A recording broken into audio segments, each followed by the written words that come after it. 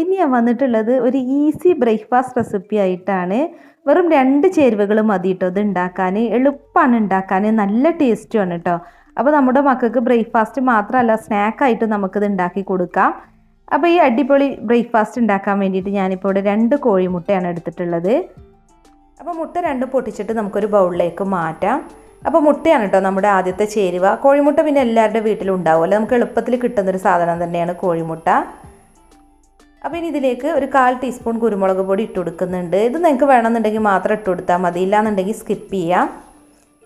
ഇനി ഇതിലേക്ക് ആവശ്യത്തിനുള്ള ഉപ്പും കൂടെ ഇട്ട് കൊടുക്കുക.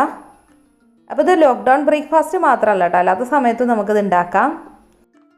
അപ്പോൾ ഇനി ഇതെല്ലാം കൂടി നന്നായിട്ടൊന്ന് ബീറ്റ് ചെയ്തെടുക്കുക. അപ്പോൾ മുട്ടയും കുരുമുളക് പൊടി ഉപ്പും നന്നായിട്ട് മിക്സ് ആയിട്ടുണ്ട്.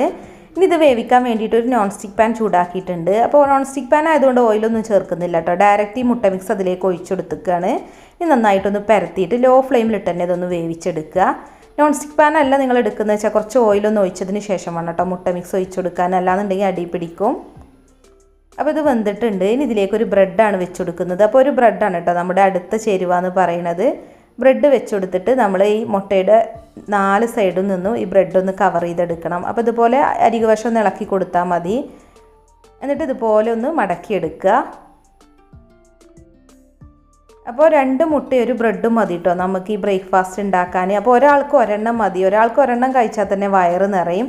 അപ്പോൾ ഇതുപോലെ 4 സൈഡിൽ നിന്നും മുട്ട പൊരിച്ചത് മടക്കിയിട്ട് ഞാൻ ഇതിൻ്റെ ബ്രെഡിൻ്റെ മുകളിലേക്ക് കവർ ചെയ്തെടുത്തിട്ടുണ്ട്.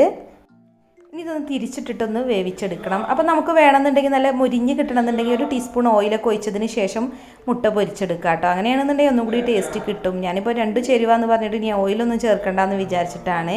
അപ്പോൾ നമ്മുടെ ഈസി ബ്രേക്ക്ഫാസ്റ്റ് ഇവിടെ റെഡി ആയിട്ടുണ്ട്. ഒരാൾക്ക് ഒരെണ്ണം മതി കേട്ടോ, എന്നാൽ തന്നെ വയറ് നിറയും.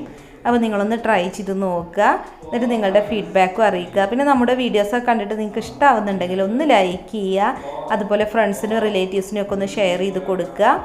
പിന്നെ നിങ്ങളുടെ അഭിപ്രായങ്ങളൊന്ന് കമൻറ്റും കൂടി ചെയ്യുക കേട്ടോ. പിന്നെ നമ്മുടെ Neha food stories channel subscribe ചെയ്യാതെ ആരെങ്കിലും കാണുന്നുണ്ടെങ്കിൽ ഒന്ന് സബ്സ്ക്രൈബും കൂടെ ചെയ്യണേ. അപ്പോൾ ഇതുപോലുള്ള നല്ല അടിപൊളി വെറൈറ്റി റെസിപ്പികളുമായി നമുക്ക് വീണ്ടും കാണാം. താങ്ക്